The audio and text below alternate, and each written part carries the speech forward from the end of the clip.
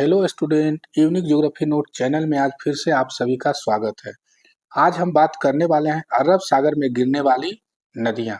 इसमें हम वही नदियां की चर्चा करेंगे जो अक्सर जनरल कंपटीशन में पूछे जाते हैं। इससे सवाल एक दो रहता ही रहता है। तो आइए सबसे पहले हम बात करते हैं लूनी नदी के बारे में। ठीक है, यहाँ लूनी नदी आप लोग देख रहे होंगे। लूनी नदी भारत के राजस्थान में एक महत्वपूर्ण नदी है। यहाँ राजस्थान है, ठीक है, राजस्थान की यह एक महत्वपूर्ण नदी है। यह अजमेर के पास अरावली पर्वतमाला से, यहाँ जो पर्वतमाला है कौन सा है, अरावली पर्वतमाला से निकलती है और थार रेगिस्तान से होकर दक्षिण पश्चिम की ओर बहती है। थार मरुस्थल होते हुए दक्षिण पश्चिम की ओर इधर बहती है। ठीक है, कई नदियों के विपरीत लूनी नदी किसी समुद्र या महासागर में नहीं गिरती है। यह बहुत रोचक तथ्य है। यह समुद्र या महासागर में नहीं गिरती है, बल्कि यह गुजरात के कच्छ के रण के दलदली क्षेत्रों में समाप्त हो जाती है। यहाँ गुजरात राज्य है और कच्छ के रण के दलदली क्षेत्र यही है, इसी में यह नदी समाप्त हो जाती है। क्लियर है। अब दूसरी नदी है साबरमती नदी। यहाँ देख रहे होंगे साबरमती नदी है।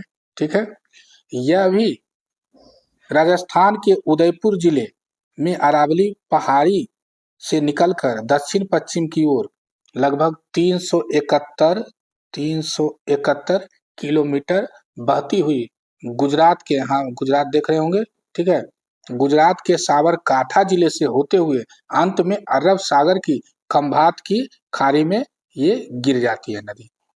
इसके बारे में अगर बोला जाए तो यह नदी मुख्य रूप से गुजरात में ही बहती है, जहां इस पर प्रसिद्ध अहमदाबाद और गांधीनगर शहर बसे हुए हैं। अहमदाबाद और गांधीनगर अगर शहर पूछा जाए कि किस नदी के किनारे बसा हुआ है तो क्या होगा, साबरमती नदी होगा। ठीक है, फिर आइए तीसरी नदी अब बात करते हैं, नर्मदा नदी। ये महत्वपूर्ण नदी है, ये अक्सर पूछा जाता है। यह भी अरब सागर में गिरती है। नर्मदा नदी के बारे में थोड़ा सा और बता देते हैं कि नर्मदा नदी मध्य प्रदेश के अमरकंटक पठार से निकलकर पश्चिम की ओर बहती हुई गुजरात के भरूच जिले में खंभात की खाड़ी के माध्यम से अरब सागर में गिरती है।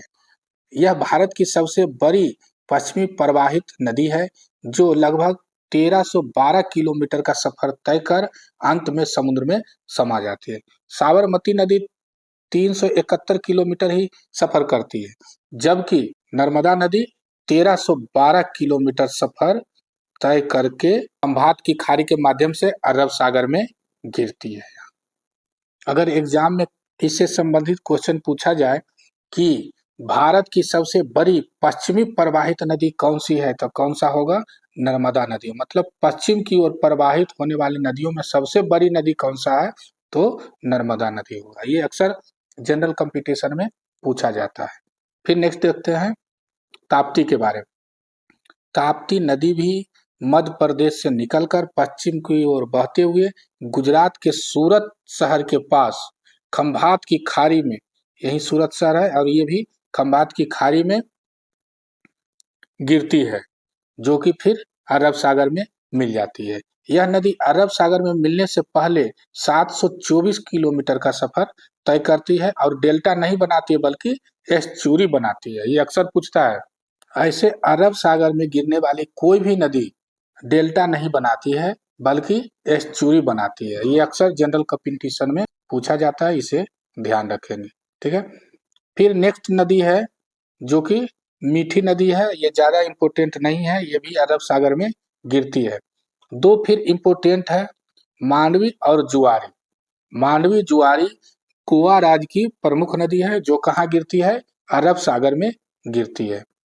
फिर हो गया शरावती नदी, ये भी महत्वपूर्ण है, ये भी अरब सागर में गिरती है। इसके बारे में थोड़ा सा आइए जानते हैं और डिटेल बताते हैं। तो शरावती नदी कर्नाटक के पश्चिमी घाट से निकलकर उत्तर पश्चिम दिशा में बहते हुए अरब सागर में गिरती है। यह पश्चिम की ओर बहने वाली एक प्रमुख नदी है जो प्रसिद्ध जोग जलप्रपात नाम सुने होंगे। जोग जलप्रपात इसी पे बनती है प्रपात। किस नदी पर बनती है, शरावती नदी पर बनती है। ये अक्सर पूछा जाता है यह भी। ठीक है, फिर देखते हैं भरतपुजा। भरतपुझा यह भी अरब सागर में गिरने वाली नदी है। ये उतना इम्पोर्टेंट नदी नहीं है, फिर भी अरब सागर में गिरने वाली नदियों में से एक नदी भरतपुझा भी है।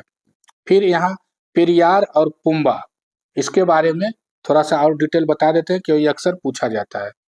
तो पेरियार नदी के बारे में सबसे पहले बताते हैं कि यह केरल की सबसे बड़ी नदी है और इसकी लंबाई कितनी है, 244 किलोमीटर, जो पश्चिमी घाट से निकलकर पश्चिम की ओर बहती है और कोच्चि के पास अरब सागर में मिल जाती है यहाँ पर। ठीक है। फिर एक लास्ट बच गया पुम्बा। यह केरल की तीसरी सबसे बड़ी और लंबी नदी है, जो सबरीमाला के पास पुलाची मलाई से निकलकर वेम्बनाड झील में विलीन हो जाती है। क्लियर है। यहाँ पर वेम्बनाड झील है और उसी में यह पुम्बा नदी जो है विलीन हो जाती है। Thank you. आज के इस वीडियो में इतना ही, फिर मिलते हैं नेक्स्ट वीडियो में नए कंटेंट के साथ।